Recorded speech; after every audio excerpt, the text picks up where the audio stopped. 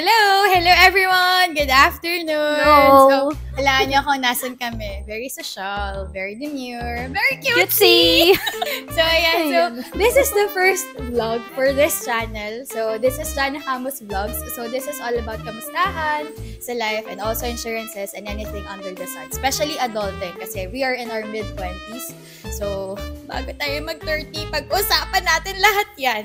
For first entry of this vlog, so we will discuss or we will go back to basics about insurances. So, alam ko baka marami na rin kayong napapanood na mga content about insurances, pero I think this one can be helpful rin kasi in a way, this will basically discuss ano ba yung root ng insurance or ano ba yung iba't ibang klase ng insurance. So, I have here my good friend Ria. Ayan. So, we have two basic types of insurances. So, we have life insurance and Non-life insurance. Non-life insurance. Ayan. So, life insurance, ito yung kinukuha ng mga natin na tao, ikaw, or na nanonood ngayon, parents mo, for your, siguro if may anak ka na, for your kids, for your siblings, ayan. So, kukuha ka ng life insurance.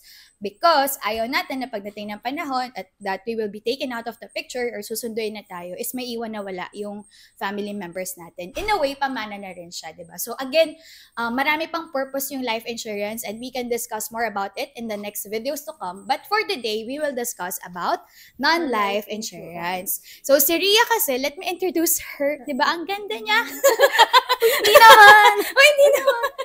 From your restaurant. Yung pala yung second.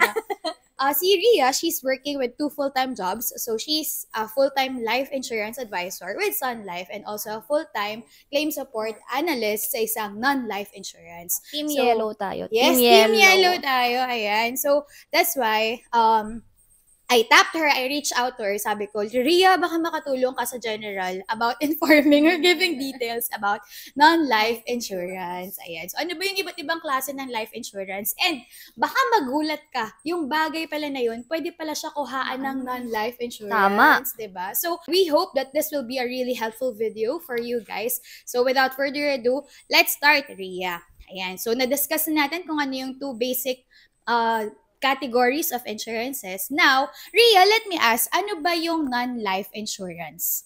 It can be defined as any type of insurance basta hindi siya life. Okay. So, such as car insurance, pet insurance, travel, properties, and bonds cargo. Yun. Bonds cargo. Pero ang specialty ko is under car insurance. Car insurance, kailangan talaga lahat ng may car kukuha na insurance. Pwede bang, okay lang, bilhin na lang ako sakyan, tapos di na ako kuha na insurance. Kasi kung mo sarili nga, hindi ini-insure sakyan pa, diba? For others. Pwede ba yun? Under car, kailangan may CTPL palagi lahat ng kotse. Required siya ng LTO. So, every time na bibili kayo ng sasakyan, then i-register siya, required siya, mandatory, na may CTPL policy. Yan. So, for those na wala pang car, no, tas wala pa talagang information about CPTL, ano ba yung ibig sabihin ng CPTL? Compulsory third-party liability, meaning, yung third-party na tao na nabunggo mo, ayun yung covered. Okay, ayun. Yun. So, basic siya. Talaga Basic, by rule na oo. dapat kukuha na. Kailangan siya sa LTO. Okay. So, aside doon, meron pa bang other type of car insurances? Meron. Ayun yung tinatawag natin na comprehensive car insurance. Ang coverage nito is yung third party na sasakyan, ay yung tao sa loob ng sasakyan, na may-ari ng sasakyan na yun. act of nature, which is pag bumagyo, lumindol, covered din yun. Baha, covered din Covered din yun. Nabaha yung sasakyan. Yes, Pwede covered rin yun. Pwede yun.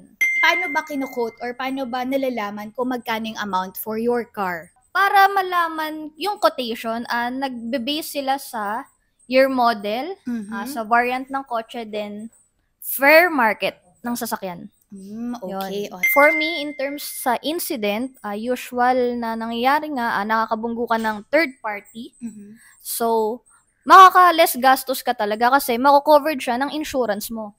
So, sasagutin ng insurance mo yung na-damage mong ibang sasakyan. So, kung meron ka rin naman nasagasaan na pedestrian, which is tao yon, mako-covered din yun. So, yung mga medical expenses, covered siya ng insurance mo. Okay. So ngayon, we cannot give no specific price kung magkano ba dapat yung non-life coverage doon sa car na yun. Kasi, depende again, siya sa variant, sa year model, fair market. Fair market. Alright. So, knowing na may iba't iba palang klase ng non-life insurance, and syempre, thinking about it, ikaw, nagpakahirap ka, nagpakapagod ka, oh my gosh, this is my dream car, let's go, diba? So, so pag dream car mo yun, kailangan ipa-insure mo rin siya. So, kukuhaan mo siya ng kung basic, kung kaya mo ng basic, or kung kaya mo ng mas comprehensive na car insurance, then why not, no? So, relating it to life insurance, Rhea, bilang ikaw ay life insurance advisor at also non-life processor ng mga claims, ganyan. So, sa tingin mo, paano nagre-relate yung pagkakaroon ng isang life insurance and also those for properties or for car? For me, pareho silang nakaka-secure ng asset. So, masasecure lahat ng asset natin.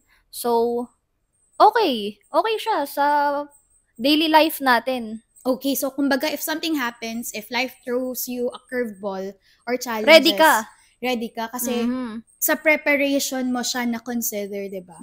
Tama. All right. And commonly kasi sometimes if it happens na wala tayong mga ganong klase, doon tayo napapasabi ng dapat pala meron. No? Dapat pala kumuha ako. Kung kinuha ako siya, magkano lang yung babayaran ko. Pero ito na nangyari na. Tapos ito na yung halaga ng cost.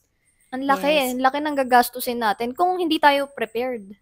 Yes, tama. So, that's also one of our main advocacy sa Sun Life. No? So, we teach yung financial literacy. Also, we are teaching how to prepare. Kasi nga, mas gusto natin na we are not wishing for something to happen in the near future, but we are thinking na if that thing happens or if an incident happen, mas okay na meron ka, na may magagamit ka. Kaysa wala ka. Prepared tapos tayo. Kakailanganin. Yes, okay. So, also, kapag may mga ganong insurances, instead na manggaling siya out of your pocket to repair for the car, or palitan ng gulong, or ipaayos, or kahit yung simple na gadget insurance, diba sabi mo nga kanina, pwede siyang palitan ng unit na bago. So at least hindi na siya nagagaling out of your pocket. Short discussion lang. So we hope that you've realized ano ba yung gist or ano ba yung meaning ng pagkakaroon ng non-life insurance at also life insurance and paano sila nagko-correlate sa isa't isa. So siguro final thoughts about your work or to our advocacy in terms of having insurances, both life and non-life.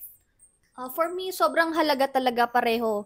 Life, non-life, pareho silang mahalaga. Kasi sobrang nakakatulong sila, less gastos talaga, pag prepared ka. Thank you so much, Rhea, for sharing about your expertise in terms of processing yung mga non-life insurances, especially sa car, no? So, sa atin, diba, if we are working hard and we would want to protect yung mga non-life assets natin, syempre tayo, that we are the ones, tayo yung pinakamahalagang asset, especially for our family and for our loved ones. So, we would rather also secure ourselves by getting a life insurance. And don't be hesitant na magkano ba yan. For me, nakakatakot ata yung presyo niyan. Baka hindi ko kaya per month, diba? So, feel free to reach out an insurance advisor, a Sun Life insurance advisor, so we can create a quote for you. So, ayun lang for our first installment of the Insurances with Jana Camus Vlogs. Thank you! Please do like, subscribe! Thank you! Thank you, Rhea! Thank you!